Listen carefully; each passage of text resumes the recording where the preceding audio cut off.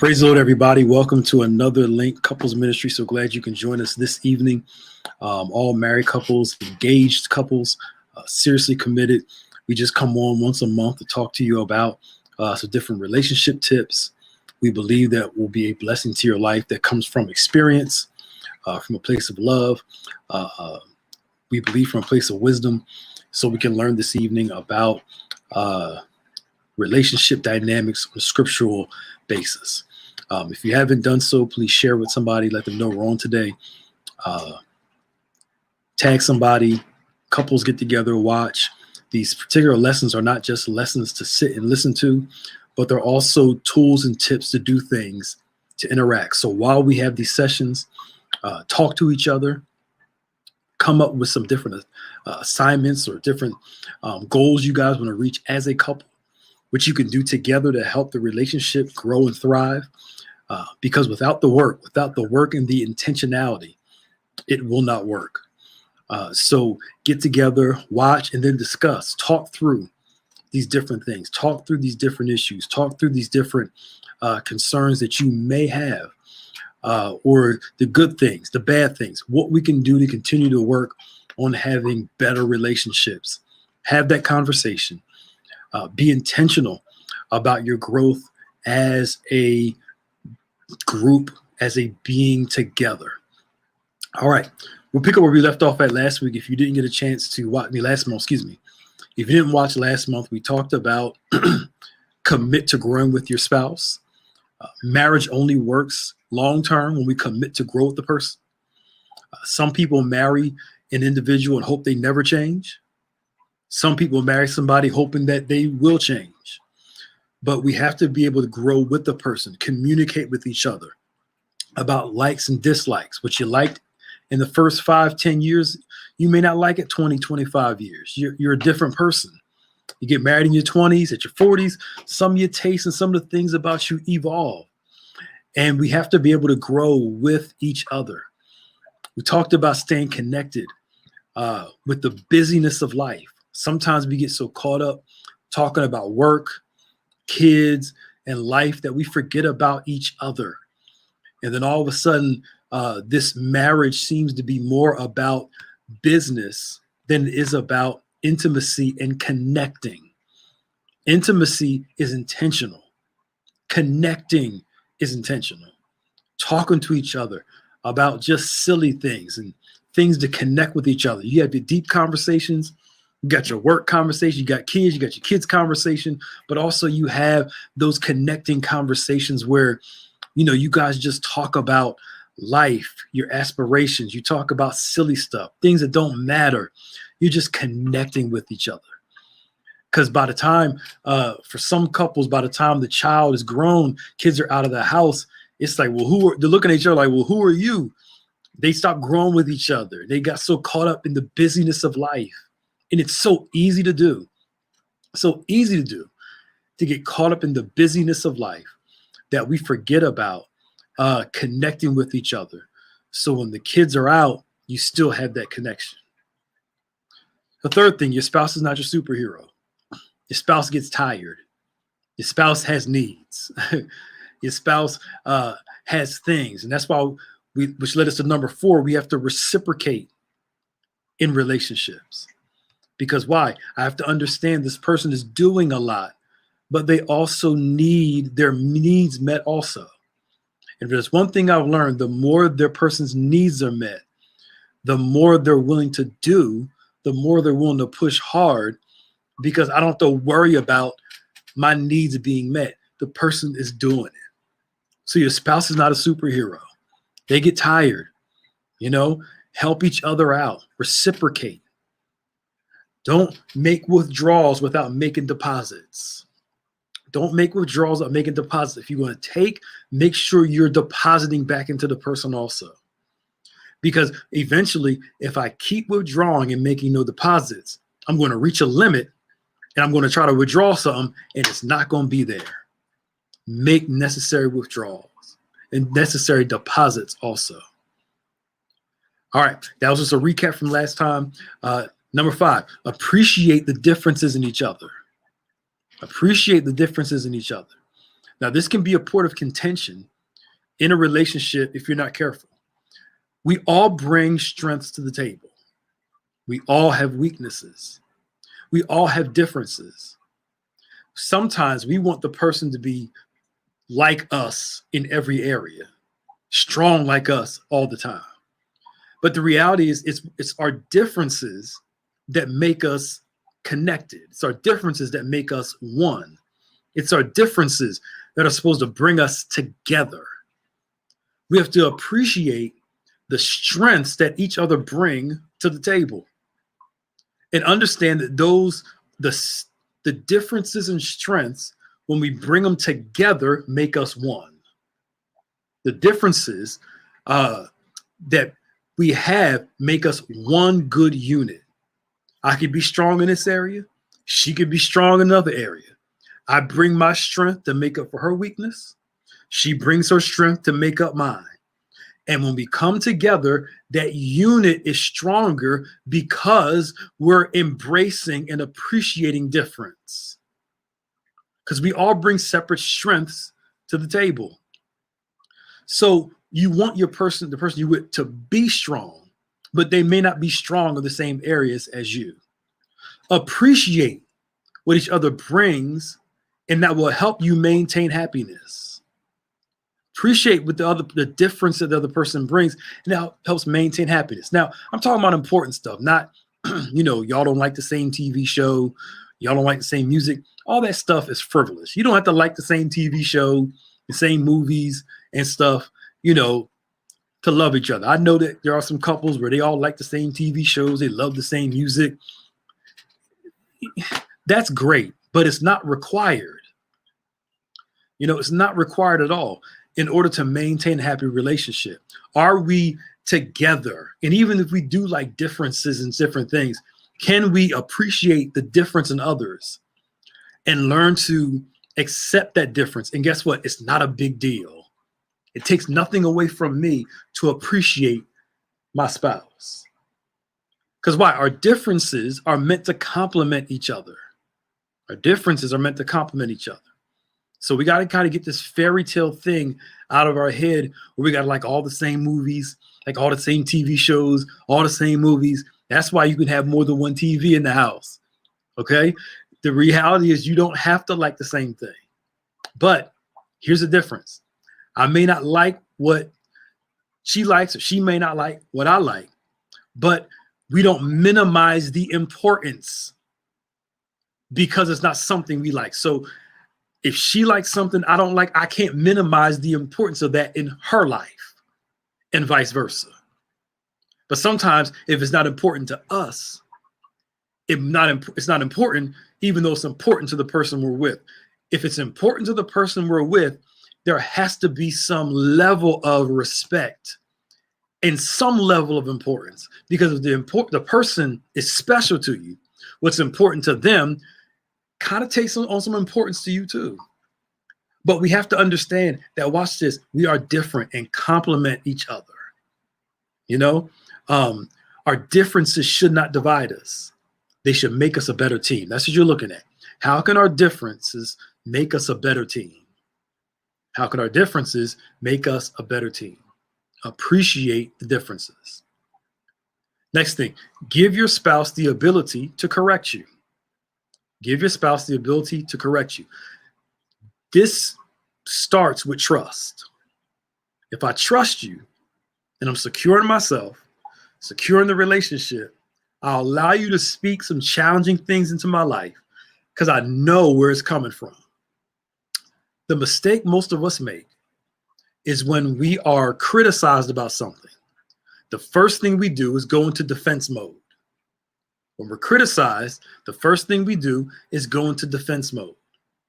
When God doesn't want us to go into a defense mode, he wants us to assess the criticism to see if they're valid. Oftentimes, the folk that talk about us or say things about us, they're not lying, they're telling the truth. We gave them the perception. We gave them the reason to see what they see. So I look to see, is this criticism correct? And if it's not correct, then I continue just doing me. But if it is correct, and I'm really take a good analysis, and I recognize the criticism is appropriate, I start to make some changes. But it starts with trust. Trust is the foundation for intimacy. Trust is the foundation for intimacy, not just physically, but emotionally, psychologically, and communication wise. Loving correction is necessary for growth. Loving correction is necessary for growth. All right. So when I love this person and when I know this person loves me, trust allows me, gives my spouse the the permission to correct me when it's necessary. All right. Now, when the correction is happening, don't talk like you're addressing a child. Even though sometimes the person may act like a child, don't talk to them like one. All right. So how you correct is important also. How you bring up the criticism is important. Certain like things like this. Try to refrain from using constant words like always, never. You're never doing this. You're always doing this. Because in the person's mind, they're going to think, well, I don't always do it. I never not do it. I do it sometimes. But you want to address it in a way, I know I love you. I know you love me. And I want us to be in a happy relationship. And, for us to continue in that vein, we need to talk about the situation so we can correct it. So it won't cause any more damage to our relationship. That's a way of doing it rather than I can't stand you. You always do it, and the Bible talks about a word fitly spoken and how words can help quell tension. So how we correct and what we say is important. So not just what we say, but how we say it. When your spouse feels loved, watch this, when they feel loved, it's easier to have these difficult conversations. When there's love and there's trust, it's easier to have difficult conversations. Now, there are some conversations, no matter how you say it, somebody will get their feelings hurt. But our job is to say, you know what, we have to have a difficult conversation. This may hurt both of our feelings, but we have to have this. And if you need help, that's why you can go to counseling to be able to have somebody outside say what you struggle to say and help bring some amends to the situation. So we have to give our spouse the ability to correct us, to bring in loving direction so we can become better individuals, but also a better married couple. I'll do this last one and we'll be done for tonight. Keep snakes out of your relationship. You heard the clap. Keep snakes out of your relationship. Okay? Set some boundaries on who has influence in your relationship.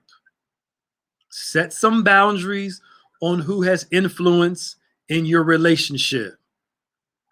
You cannot let just anybody have influence in your relationship. Marriage is sacred between two people. And you have to be careful who you allow to influence your marriage. There must be some boundaries in who you allow into the privacy of your relationship. So if something happens, you don't need to go run and tell your mother every single time or somebody every single time. You have to be careful who you allow in. I'm not saying don't allow influential people into your marriage when necessary, because we all need it. Some outsiders that can come with objectivity and bring some wisdom to our relationships. I'm a proponent of letting the right people in to speak into your marriage. All right. But you have to set some boundaries with some people. Set boundaries around family and friends. Very few people should have access to your marriage. Very few people should know the intimate details of your marriage. And a lot of folk don't need to know anything about the intimate details of your marriage, just you and your spouse. Oh boy, y'all don't hear me tonight. Don't share all your business with other people, family or not. You have to be strong enough to set boundaries.